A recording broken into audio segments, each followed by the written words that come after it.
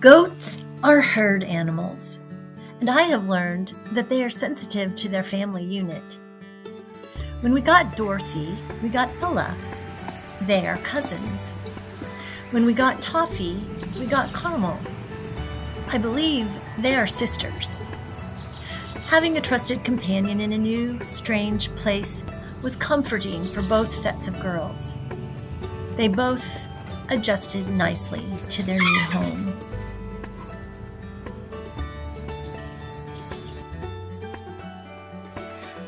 By getting Kane and his companion buddy Marley, we were able to keep the boys as their own micro-herd in a separate paddock. They were far away from the girls, but they wouldn't get lonely. They had each other. They weren't alone. This is my day watching goats play. It's a good job. It's a great job.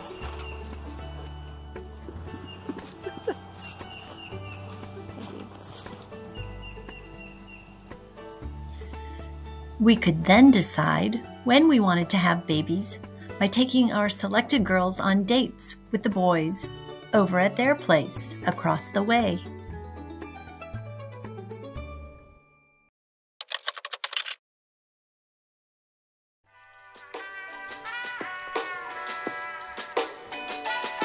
Let's just put it this way.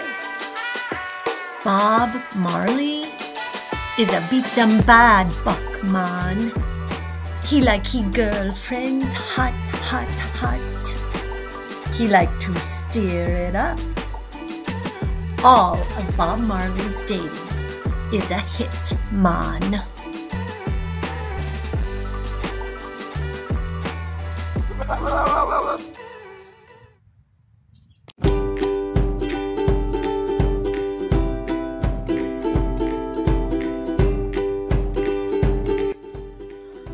Caramel was our first goat to become a mommy. Her baby Cutie Pie was born in September of 2019. Bob was barely a year old, but he got the job done. Caramel was and is an excellent mother.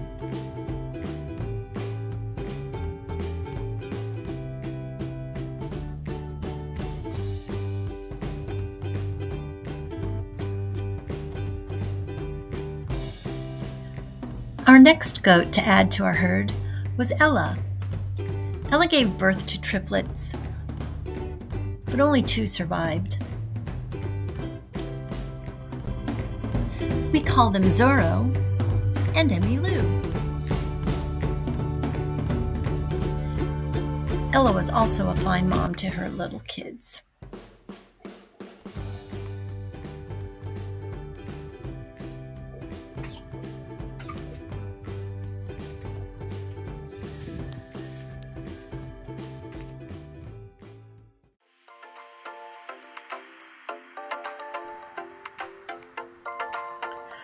The third goat to have babies on our farm was Dorothy. Dorothy gave birth to 2 little girls, who we named Ebony and Ivory.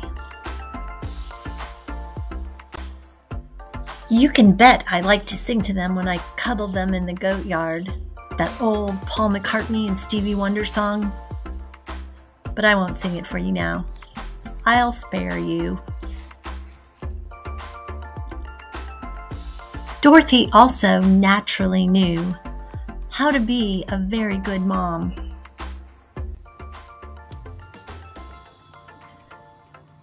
These babies brought a ton of joy, but only 1 goat yoga session, a donated one at that. Our goats were beginning to cost us more and more, but it was manageable, pretty peaceful, and balanced. I was happy with what we had. I didn't want more goat babies for a good while.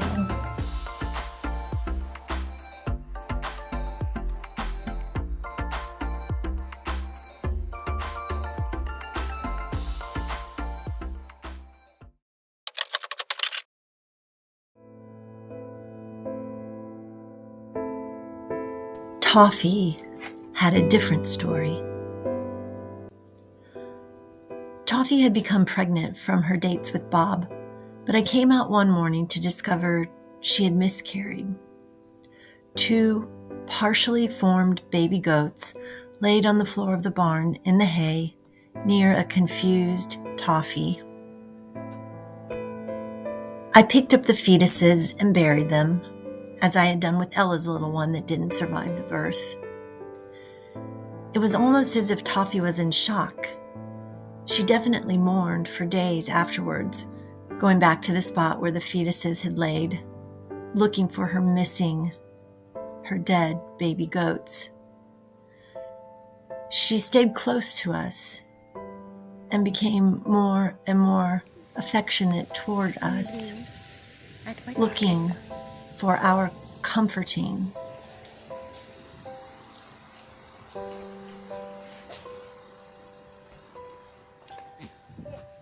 This was my first real sign that animals had more consciousness than we gave them credit for. We will be exploring things on this channel like mindfulness and goats, which may not seem to go together, but I had to admit to myself that day that these goats, Toffee, was more than just flesh and bones. She was more than just a dumb animal, more than just a stupid goat. I began to contemplate the possibility of this and all it could mean. I began to wonder what it meant for me and Zinnia's way.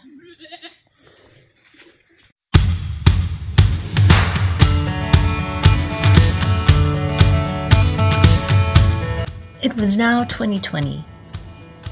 This is when the real disasters began to strike our little farm.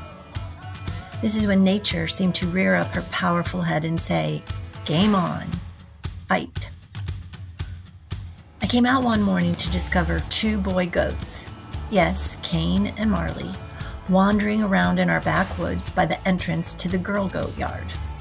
What happened, I wondered. I'd left the latch open on their pen before, which had previously resulted in boy goats in the backyard. But when I went to check their pen, I discovered that their entire enclosure had been destroyed. A huge tree branch had come crashing down in the night, crushing their goat shelter and tearing down 3 sides of their fence.